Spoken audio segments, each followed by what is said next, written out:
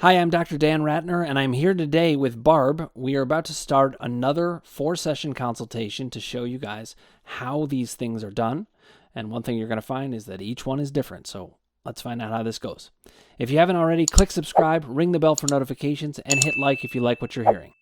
Hi, Barb. I am so excited to have you here with me. I do want you to think of this just as time between me and you. This is a session just like it would be any other time. And what we're going to do is work on the columns. You have seen the Daniel video, and now we're having more people come on. But I do want to say I'm so appreciative of people like you who are able to be open about this and vulnerable, and come on. It takes a lot of bravery. And what I want you to do is let me know if there's ever any point where you're like, oh, I don't want to answer that, or I want to go about this a different way. You should speak up the whole time here as much as you can. But I will lead the process, and you've seen those videos, and so but I want to explain it to the people who are watching as well. We're going to go through the 3 columns, and we're going to go through action steps. And today's going to be the emotions column. And I will remind people out there what those involve. The emotions column is about the onset and uptick of symptoms. And we're going to develop the emotional themes that Barb has in her life and try to get it down to a list that really encompasses the major issues you faced. Next session, we'll get to the doubt column. And we know how important that is on crushing doubt, of course. And we will go through articulating those 3 levels of doubt and the 4 different types of doubt, and get your questions on paper, and then hopefully answer them, some in that session. In the 3rd session, we'll move to the power column, which is all about your relationship with you, your relationship with others, and your relationship with your symptoms. And we'll get that core narrative down. And then the 4th session is the action steps session, where we go through each column.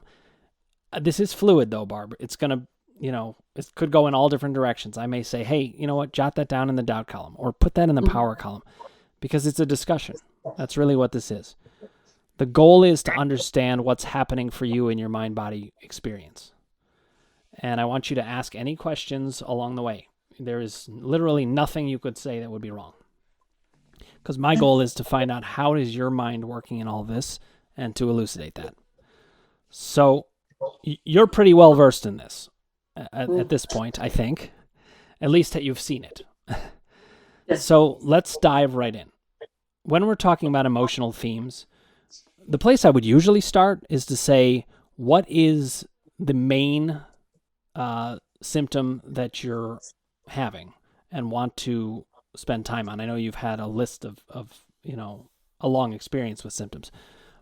But is it the sciatica? What's the main one that's jumping out at you? Well, since I can't answer wrong, I'll tell you that I really do think symptoms, and I've learned this, you've reinforced it. Symptoms are messages, right? So I do try to look at a symptom and say, like, why there or why that?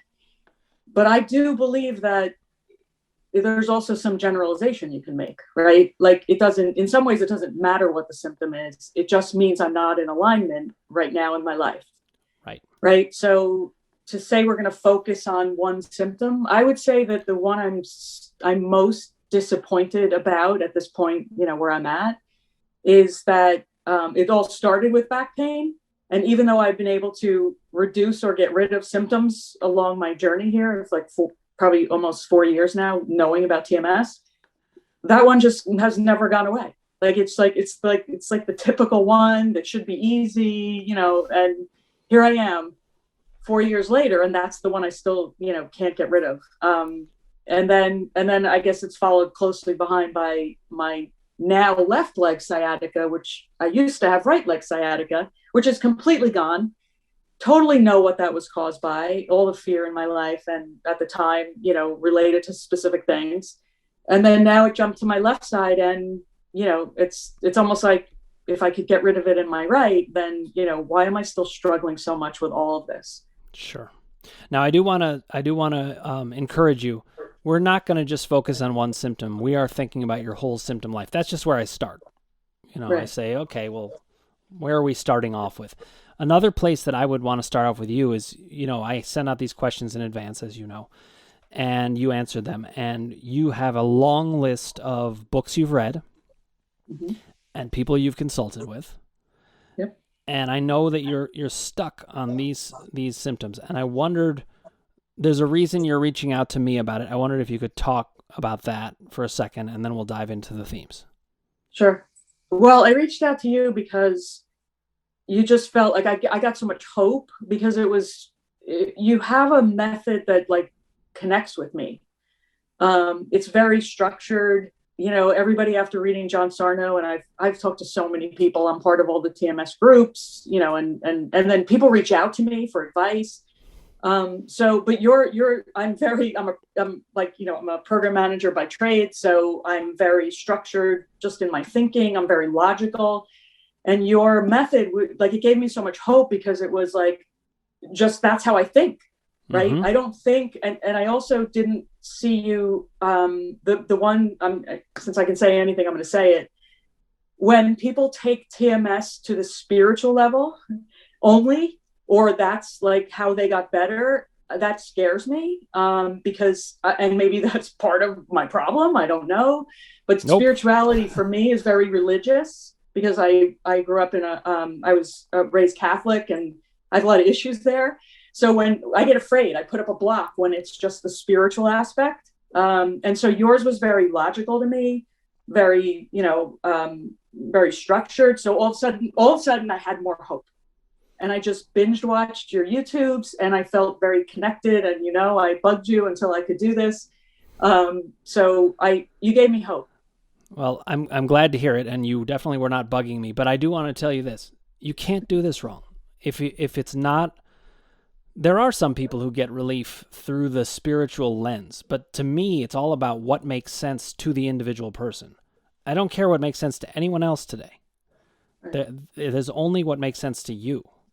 And that's part of what this consultation is all about, is what do you need? So you're telling me, everything you've said so far is gold for me knowing how to direct things. So let's get right into the analytical, logical, structured way that I do this, because I think it will go a long way for you. You don't need to have any kind of spiritual awakening or anything like that. A lot of people do have that, and that's really helpful to them. But that's the thing that settles doubt for them. It's not going to be this thing that'll settle doubt for you. Right. So let's get into this. The way we build this, as you know, is we're going to look at the different themes of your life, and we're going to get them written down in the emotions column. Right. These are the themes that you'll look at whenever you have an onset of a new symptom or an uptick of an old one.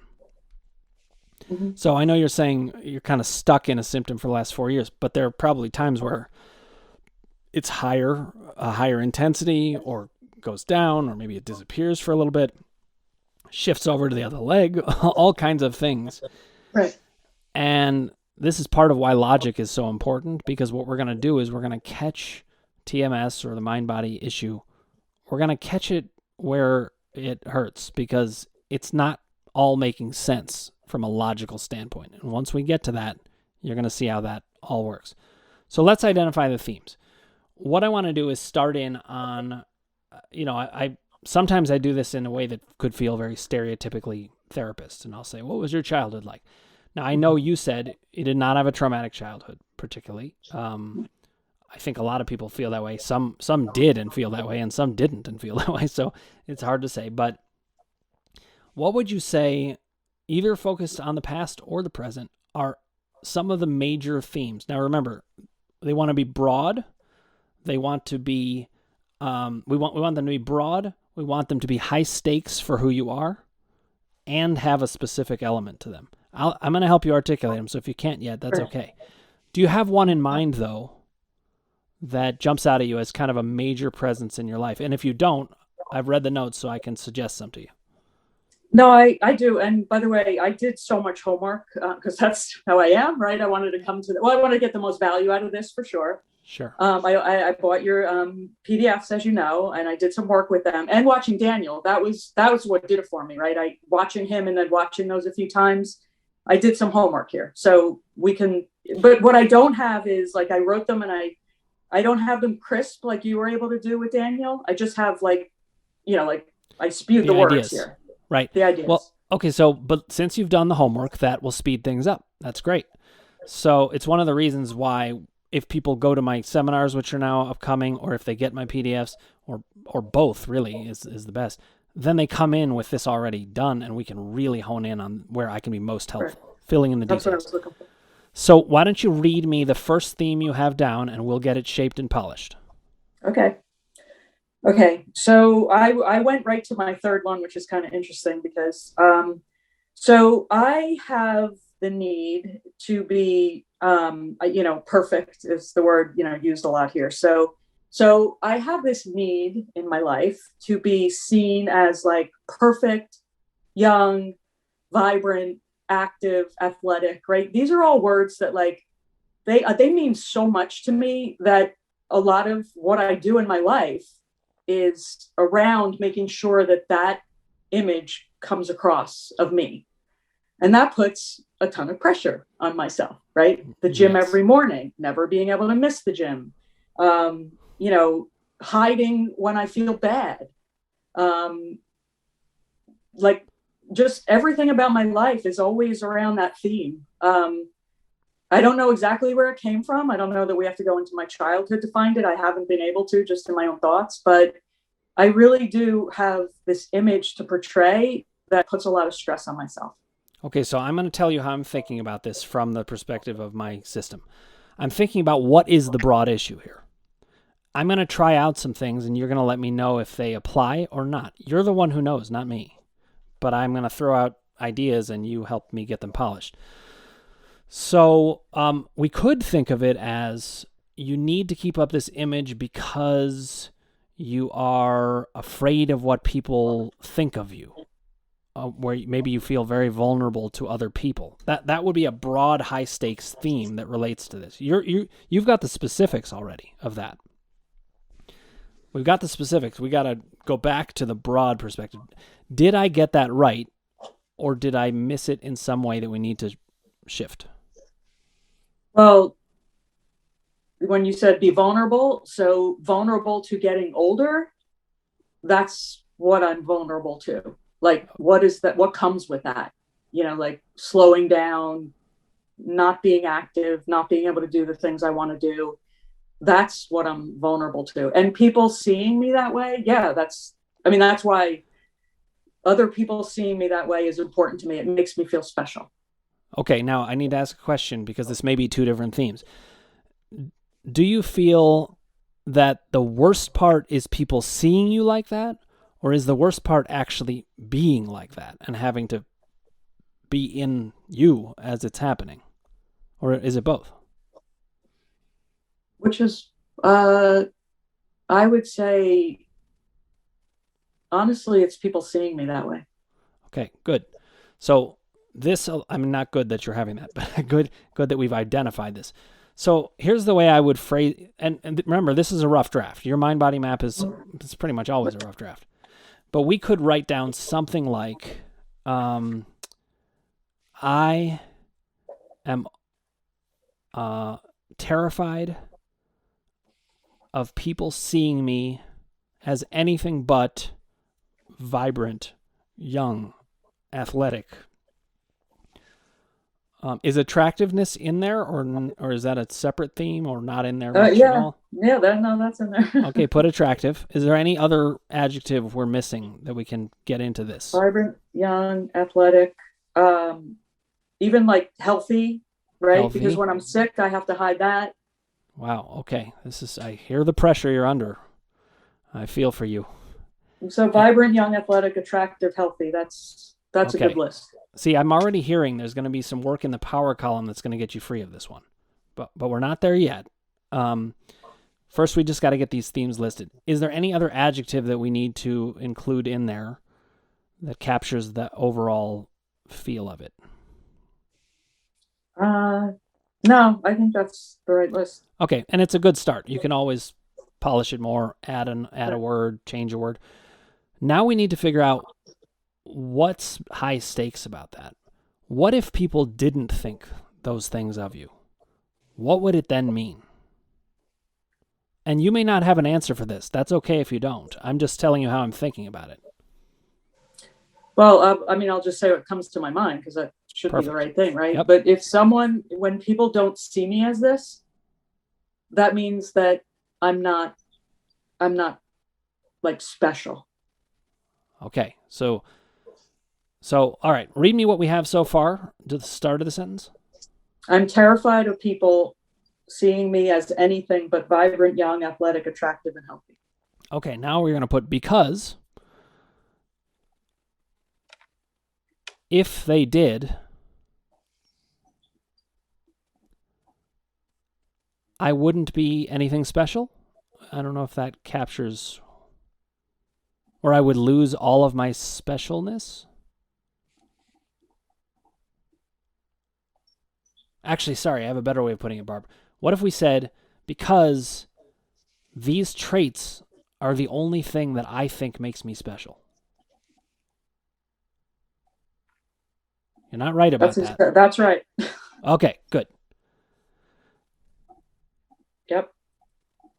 Okay, now you've got the specifics tied to it.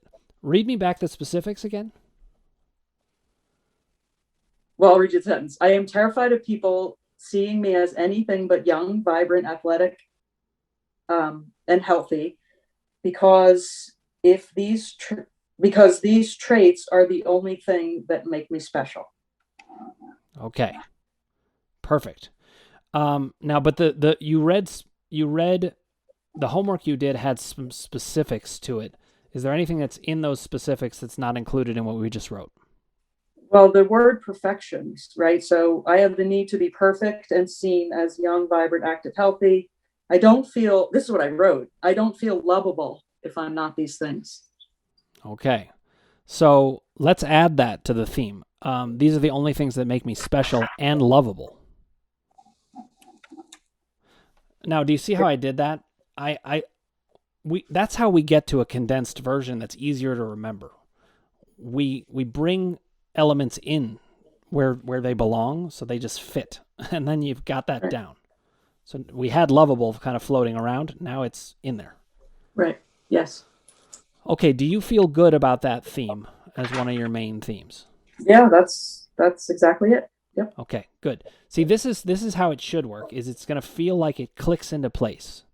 When I say it to you in the way that really fits, you're like, ooh, that is me. That's when you know we have a theme. Yes. Okay, let's move to another one. What do you mean? So the next one we might incorporate, well, you're the expert, into that one, but this is what I wrote. I mean, I don't know if it's a whole nother theme, but okay. I need to always be the best. I love being the center of attention, and I hate it when I'm not. Okay, let's explore whether it is different or whether it needs to be incorporated in that theme.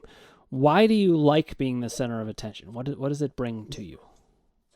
Well, this one goes back to my childhood because I was just watching home movies the other night, and just the dynamics of my family. I have two sisters that are 5 and 4 years older than me, and they're very, very close. In fact, my middle sister skipped a grade, so they were the same grade. So they were basically like twins. Wow.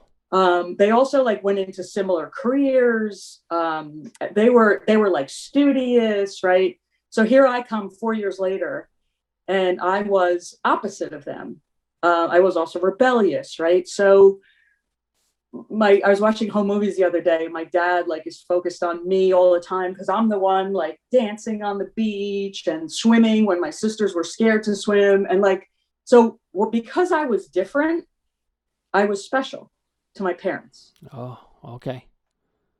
And so I want to ask this question. This may be a complicated one, but were you special only in a good way, or did it feel special in a bad way also? No, I also, in my rebellious years, I got to be like 15, 16. I was dating like older guys, and my parents, couldn't stand that. I would get grounded. And so all in all ways, I tried to be opposite of my sisters just for attention. Mm-hmm. Okay. So I'm going to put a sentence out there. I don't know if it's right. You're going to help me polish it. Something along the lines of, I I have felt the need to be the center of attention, to distinguish myself from my sisters, to be special compared to them. And I don't know, maybe to also be different than them. I don't know about the last part. I know about the first two sound right. Well, I did those things to be different, but it was because I didn't think I could be like them. I didn't even want to be like them. Like there was no desire to be like them. But instead of like I would deviate on purpose the other way. Let me ask a question. This is going to help me formulate the theme. With them being so alike, did you feel left out? Or did you all the time. All the time. Okay. So that sounds high stakes to me. That sounds like it would be a big, big deal. So I don't know if this is true. Again, I'm just trying it out. You're going to help me hone it. Do you think that you tried to be different and stand out as a way to counter how bad it felt to be left out? I don't know that that's entirely right, but it may have some part of it. I tried to be different to get the attention back on myself all the time, because they were getting the attention for, the straight A's and the studious, aspects. And I didn't think I was capable at the time of doing that. So I stood out in opposite ways, even like you said, negative ways. Like I would fail tests so that I would get the attention, right? Because then my dad would have to look at my report card and, make comments instead of all the positive he was giving them. Okay. So I want to also say something here. This is not only for you, but for anybody who's watching. We can have all kinds of feelings about our parents. It doesn't mean that they did a terrible job or that they're terrible people or anything like that.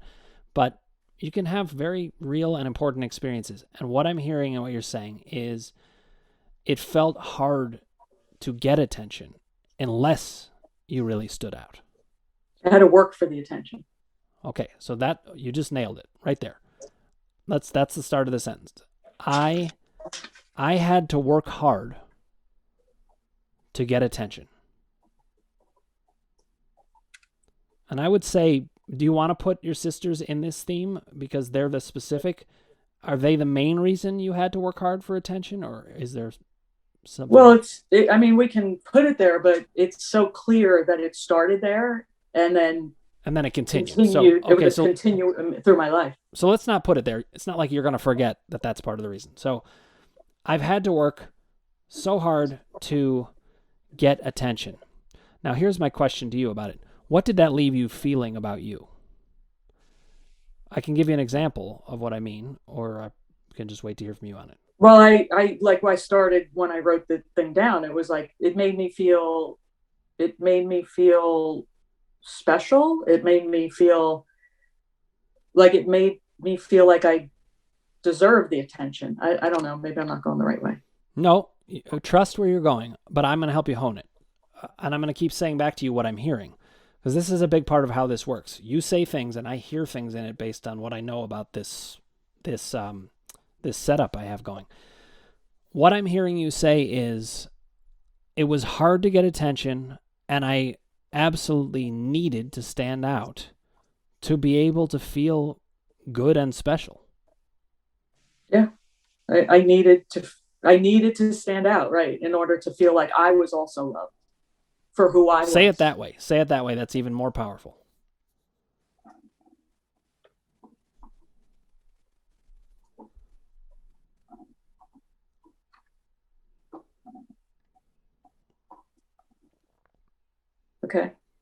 Okay.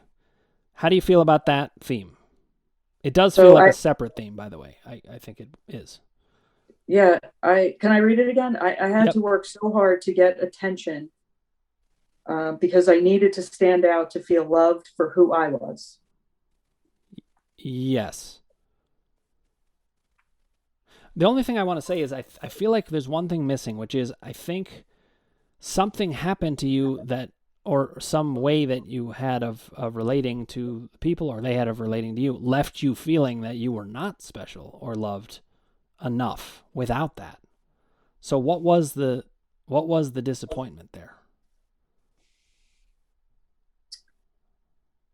You may not even know. I don't know. Okay, then here's what I would do. I would just put a question next to it. What was the disappointment that made me feel this way? Or what was/is, because it can have present day correlates. Okay? Now here's the thing. The way my system works is we zero in on everything. We just hone it. So we're honing in on that theme. We don't have it yet, but we do have the topic. And that's like a computer file. You can click into that and find out more. That's what we're doing today, is we're organizing it into its main files. Right. Okay, so we'll come back to that. Let's get another file. Okay.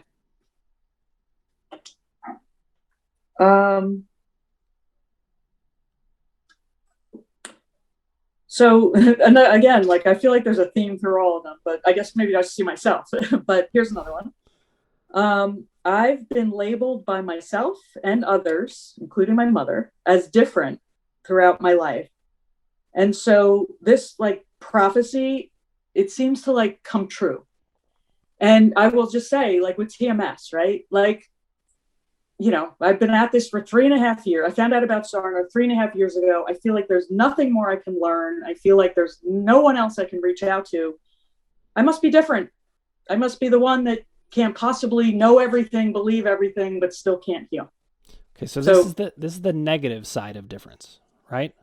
Right. The way I would phrase it to you, and you're going to help me hone it, it's something along the lines of, because I am different, it has left me with lots of problems that other people don't have. Exactly. Including not being able to get the help I need.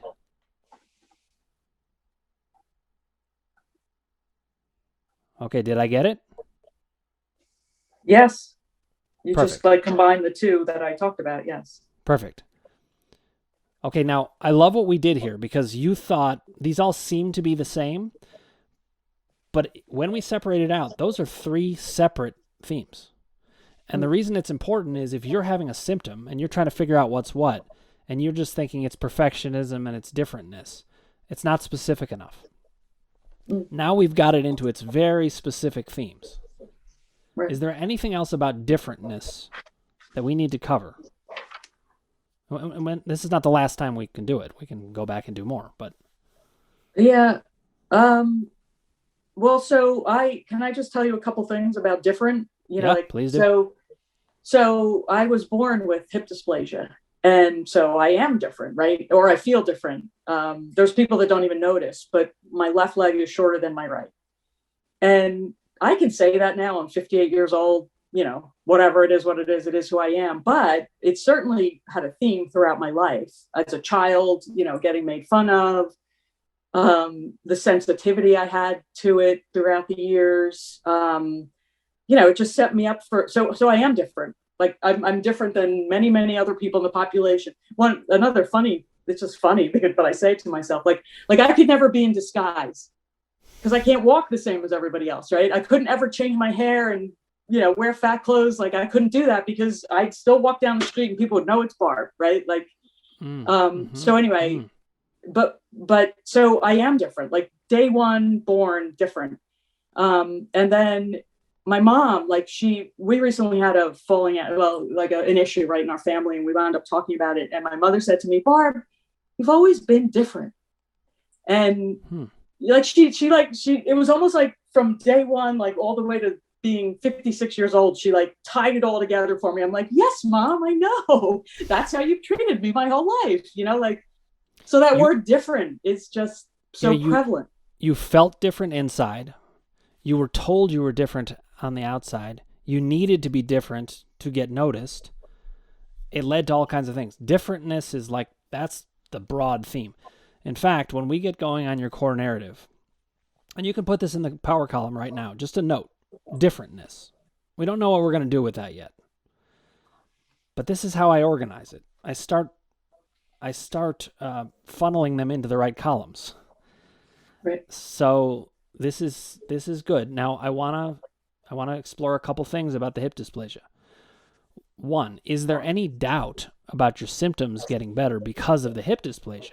Does that play a role? Is that something we want to jot down in the doubt column that we'll get back to next session?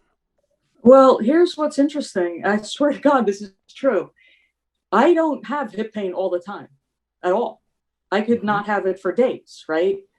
I guess we'll get into this with doubt, especially, but I don't even have back pain all the time. I can just tell you when it's going to happen. It's when I walk a long distance. It's when I hike a long distance. I can ride my bike 26 miles and have no hip pain.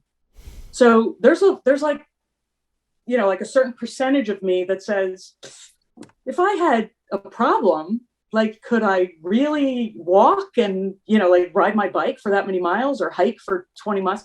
Like I just don't. I mean, I guess there's got to be 1% that does, but I really don't.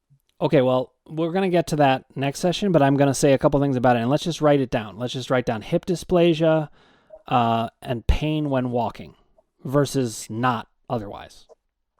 I don't know. I'm just making notes, right? Yeah. One thing I want to say to you is doubt comes in many forms.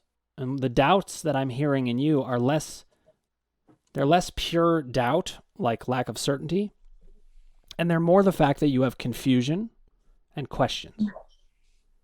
Yes. It's just a different form of doubt.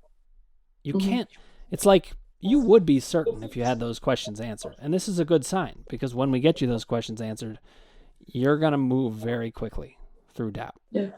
Because you don't come with major, major doubts about, is this a mind-body thing? Which some people do. Right. And I work with however they are. Now I want to jump back to what this means in the emotions column, though, about differentness.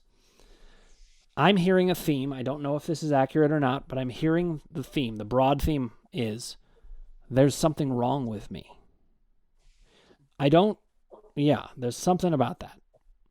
There's definitely something about that. So there's something wrong with me, meaning, and I'm going to relate to TMS. I'm not going to explain.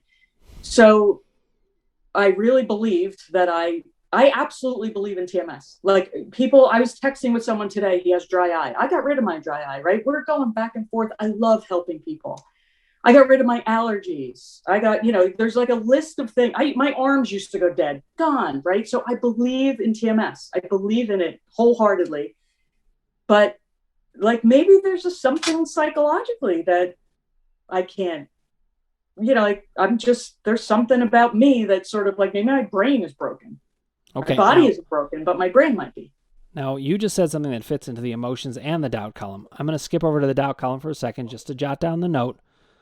Write down, maybe there's something wrong with my brain that won't allow me to get better from this particular symptom or these particular symptoms, even though I've mastered so many others.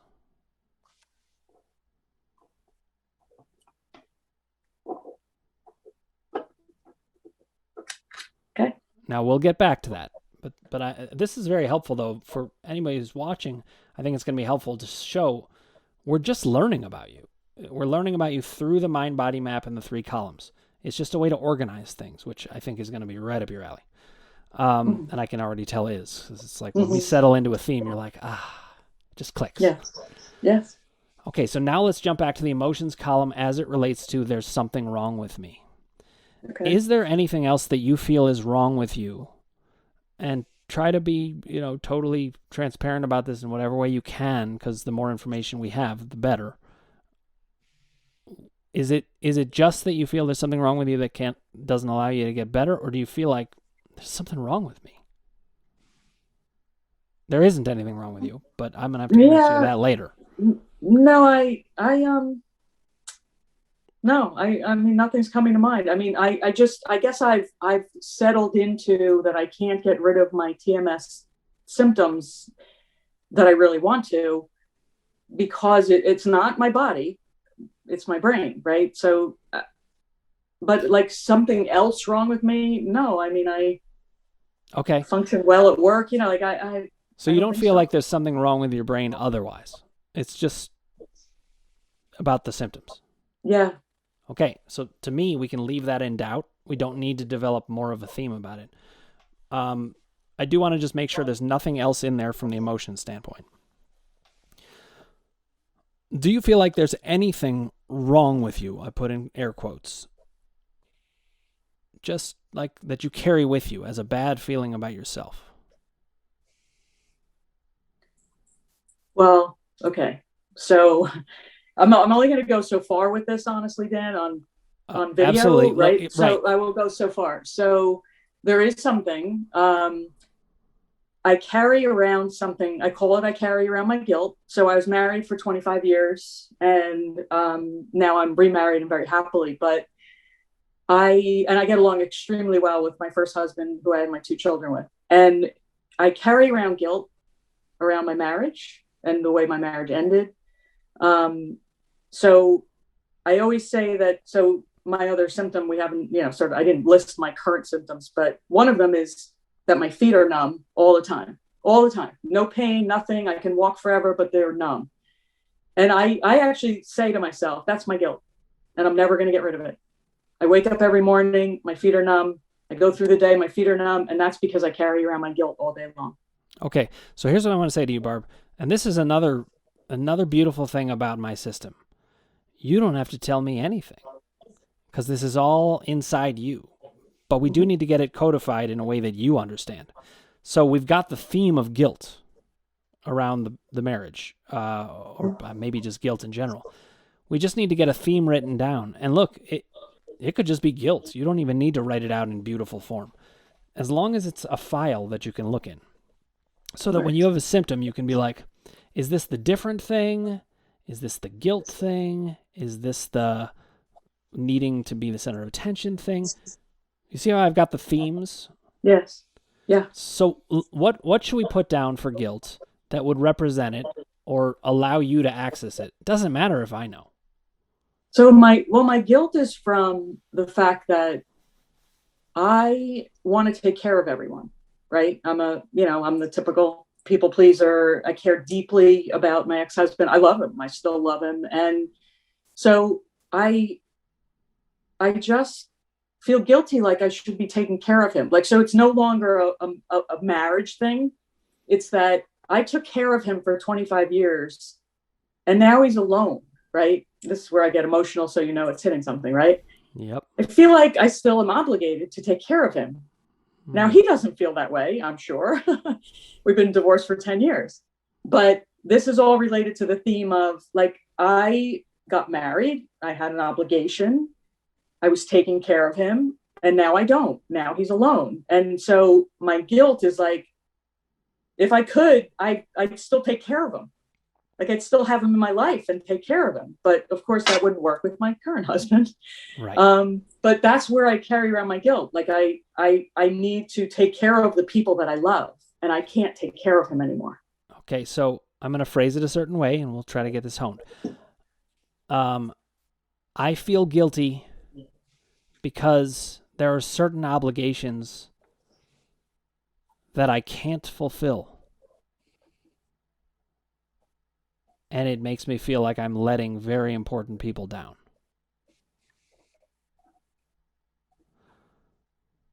Does that capture the feel of it? I don't know if it's I'm letting him down, because he has no expectations of me taking care of him. Okay, so right. maybe so I'm not disappointing him. I'm disappointing me. Okay, so how would we phrase it then? You're onto something. That's perfect. I feel guilty because there are certain obligations that I can't fulfill, but it leaves me feeling empty, or it leaves me feeling like I'm not I'm not doing what I should. Like I'm not doing what I was taught. And what's the criticism in it? What are you saying about yourself?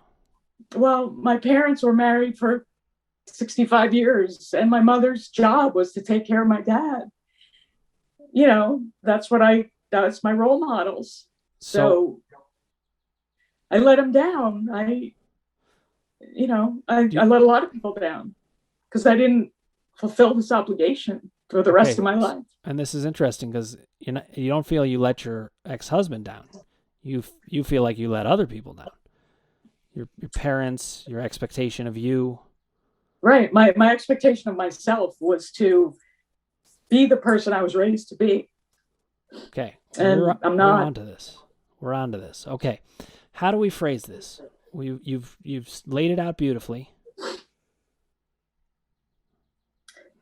I feel guilty because there are certain obligations that I can't fulfill, and it makes me feel empty. It makes me feel like I can't ever, I can't ever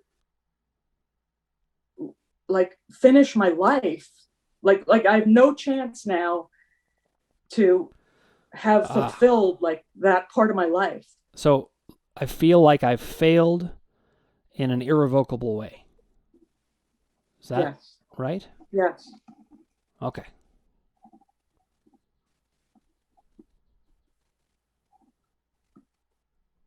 I feel guilty because there are certain obligations that I can't fulfill, and it feels like I failed in an unrevocable way. And I would add that that leaves me feeling perpetually bad about me, if that feels right to you. Yeah. Okay, I wanted to fold that into the theme because I think it's in there.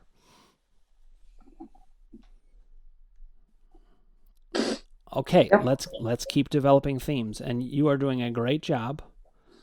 And I appreciate your openness to tell me what you do want to talk about, what you don't.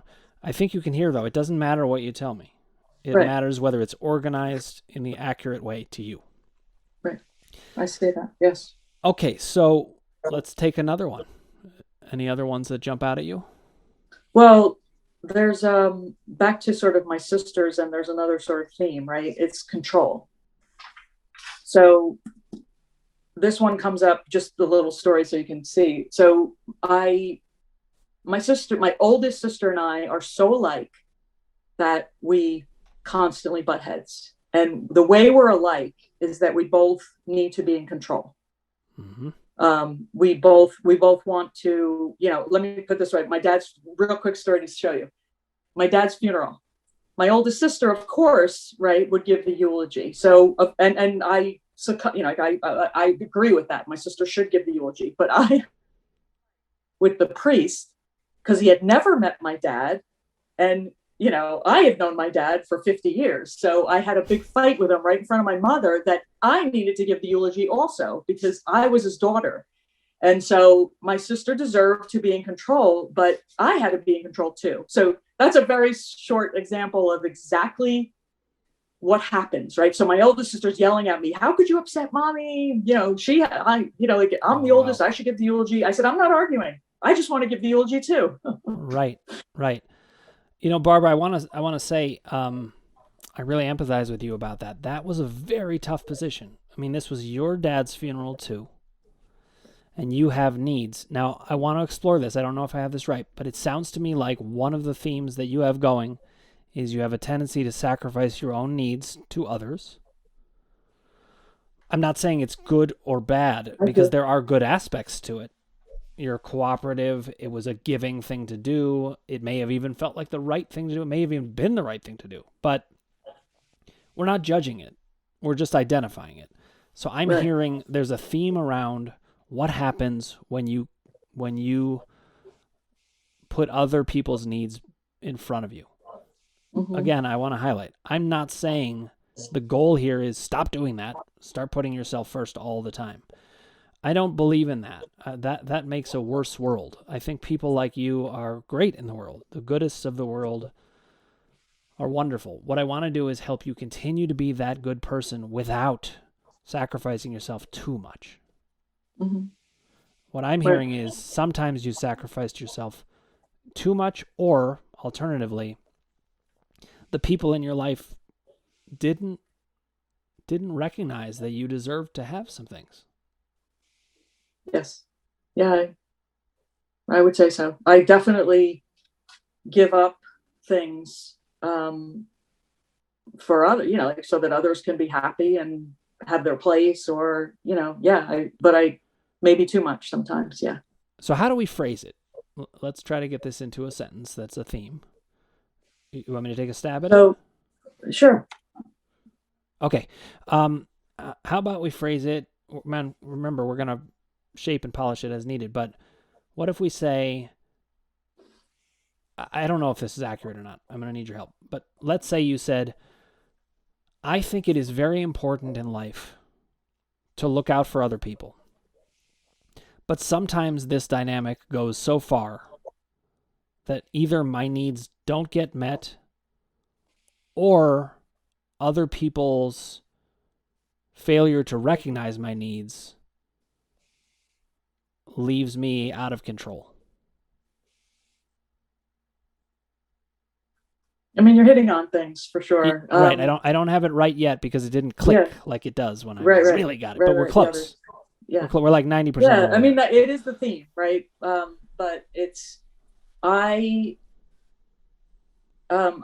push down my own needs for others more than I should. And it leaves me feeling, like bad about myself. Like I should stand up for myself a little more, or, like I shouldn't always have to bury my own feelings. And like you have no control. I just know that was the initial. Is it both? Yeah. Control was part of it. Like I give up control to others for their feelings. Let's write it down that way. Let's write it down that way. Okay. I give up control to spare other people's feelings. Or protect them? Is that part of it? I don't know. Yeah. And protect their feelings? I don't know if that's the case. You'll have to tell me, but that's another aspect that I'd wonder about. I'm protecting their feelings, that's for sure. Mm-hmm. Like I don't want anybody else to get hurt. I don't want anybody else to feel bad. I don't want anybody else to, I want them to have what they need or want. Yep. For myself. Mm-hmm. So I give up control to spare other people's feelings and protect their feelings. And then that leaves me. Is it not getting your needs met or not having your needs even voiced? I don't know. This is where we want to try to get really specific. It leaves me with, I'm thinking like the image that's coming to me is like, it's still that whole like pushing down. Like I can't, I put on the happy face. I say, oh, no, it's okay. Meanwhile, I'm like torn up inside. Right. So it leaves me. Okay, so let me ask you this. You know how I say all the answers come from questions? Mm-hmm. I have questions. I don't know. I don't have the answers, but the questions will get us there. So a question I have is, when you don't voice your needs, what does it lead to? Anger inside me? Is it anger at yourself? Is it anger at others? Is it both? It's anger at them. It isn't anger at myself. Okay. But see, that's where we put it down, because when you're looking for these emotional themes, I don't want you looking in the wrong place. Now, if you're in a situation where someone kind of takes advantage of you being a good sport and you putting other people's needs first, and it makes you angry at them, and then you suddenly get a terrible pain in your elbow, let's say, we know what that is. Right. You just said the words, take advantage of. That really resonates with me, because I can't stand when people take advantage of me. Even if it's a situation I don't speak up in or do, even if I do speak up, it bothers me for days. Now here's the question. Does that belong in this theme, or is that a separate theme because it's so big? I don't know. Well, it depends on the situation, right? So sometimes I give up control and feel taken advantage of. Okay. Right? It depends on the situation. And I think we could do either one. We could fold it into this one, or we can make it a separate one. You're the one who knows. And you might this one related to the situation I gave you. This one isn't, my sister didn't try to take advantage of me, right? I just gave you one example, but it wasn't she was intending to take advantage of me. So let's leave it separate. That's why I think they're separate. Remember, the emotional themes are very specific. So, Yes. Barb, in the interest of time, Yes. we can keep developing these. But Mm-hmm. in this first session, we want to get the themes down. So taking advantage of you is a theme that we have not shaped and polished, but it is a theme. Right. I want to see, are there other themes just to jot down so that when we interact between now and the next session, we get those a little more polished and all set up. Okay. I have one other theme that came, and I did think this through a lot, right? So we're not only thinking of it here, but I did think it through. So I think there's only one more at the moment. Okay. But so I mentioned that I was raised, Catholic, and my parents were very strict. And so it set me off as a person who had to live a double life, because then I told you I was rebellious, right? So I did a lot of lying to my parents as I was growing up, right? And I actually carried that through into my adult life, which has ended now. We don't have to go into all that, but I definitely have ended it. But for a time, I even brought that into my 20s and 30s, where I didn't have fun in life or have excitement unless I was hiding it from someone, or unless it was taboo for me to do.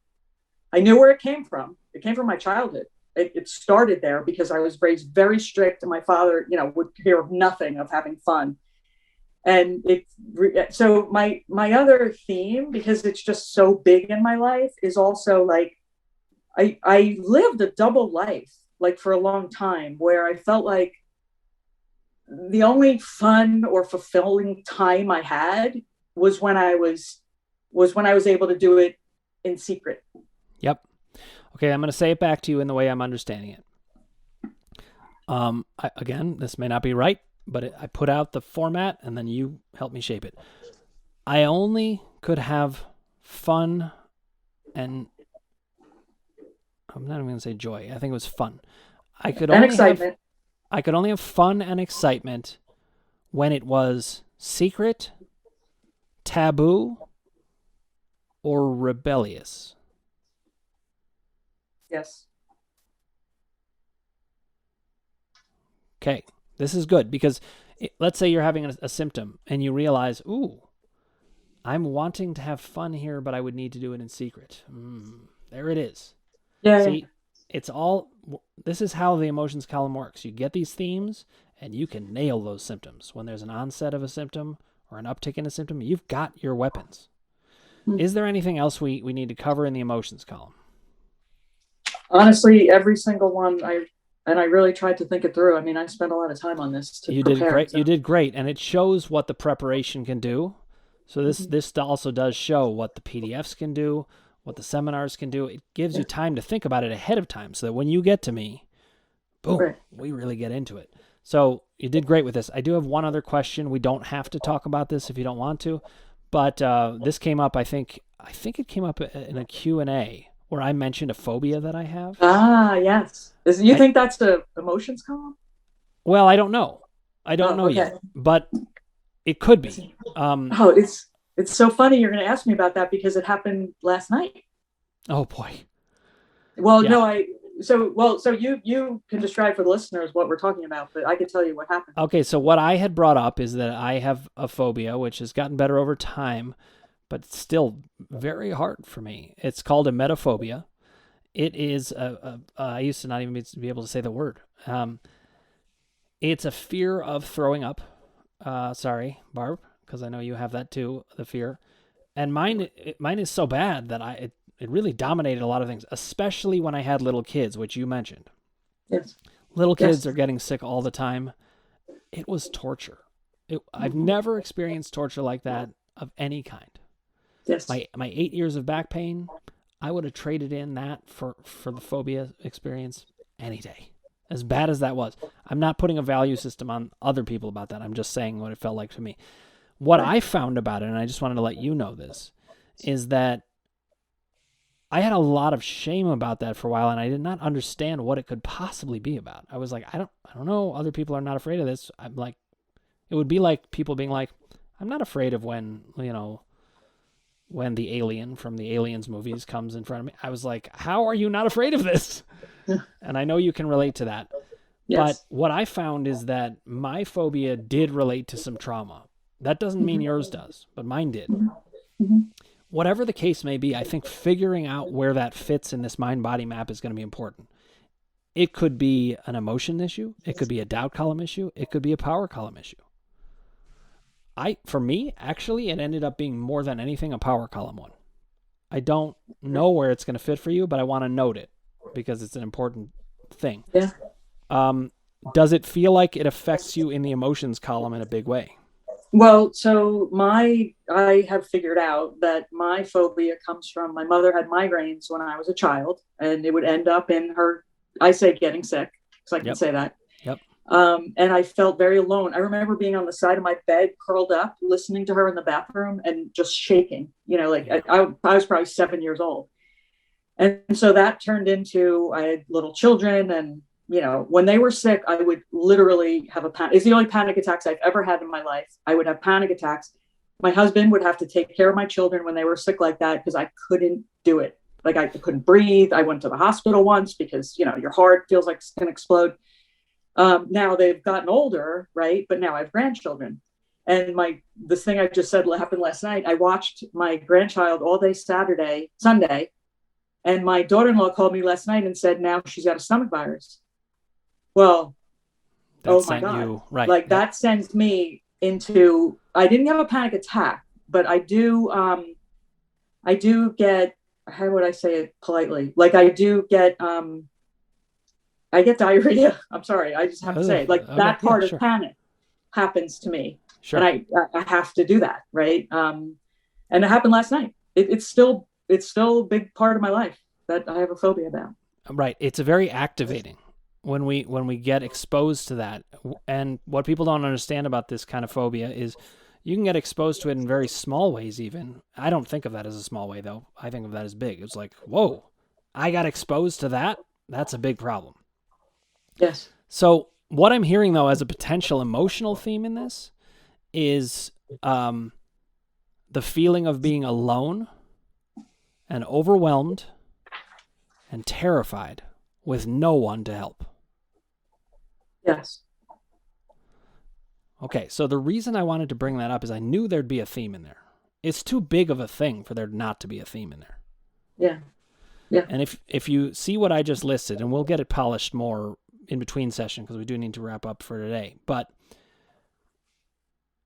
those feelings are a big deal. They even fit into the doubt column aspect of things. When you've been through all of this effort by mind body people to help you, but nobody could, that theme right there is getting activated. Mm. No one can help. I'm terrified that I'm stuck with this. You hear it? Yes. Okay. Yeah. And alone. And alone. So you're not alone. I'm here with you. And once you understand this, the way that I can help you understand it, you're going to feel that there's a way to master this that you did not have access to before. That would be awesome. That's what I'm looking for. Yes. So this is a great start, Barb. And I want to say again, you did great work. It's brave. I'm honored that you trust me in this way.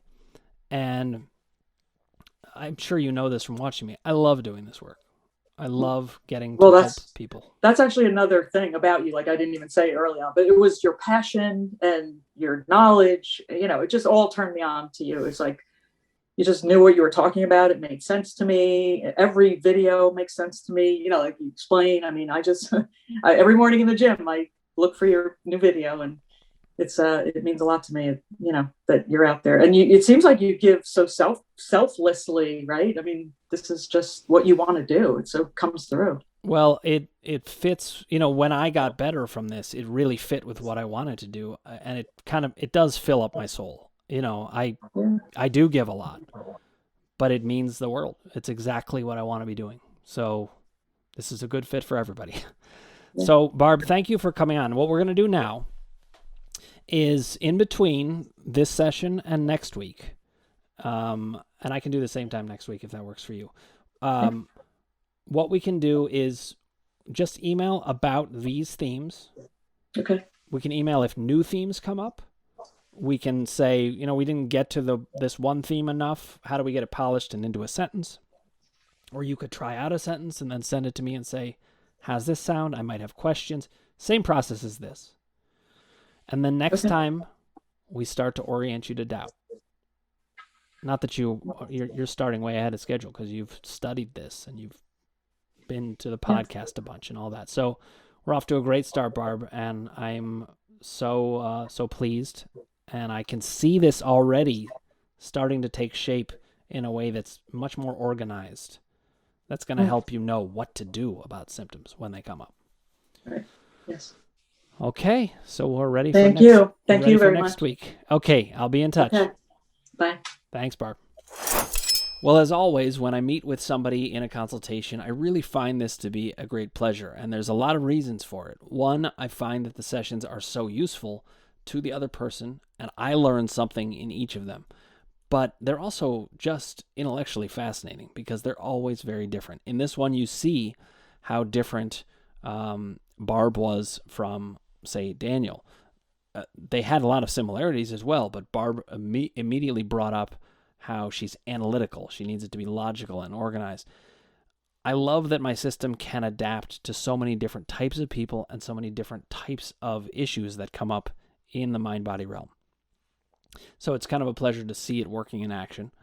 And I know I'm hearing, from feedback that these sessions are very helpful. So I'm looking forward to seeing what you guys think about this one. If you haven't already, click subscribe, ring the bell for notifications, hit like if you like what you're hearing, and put your comments below, and I'll respond to you personally.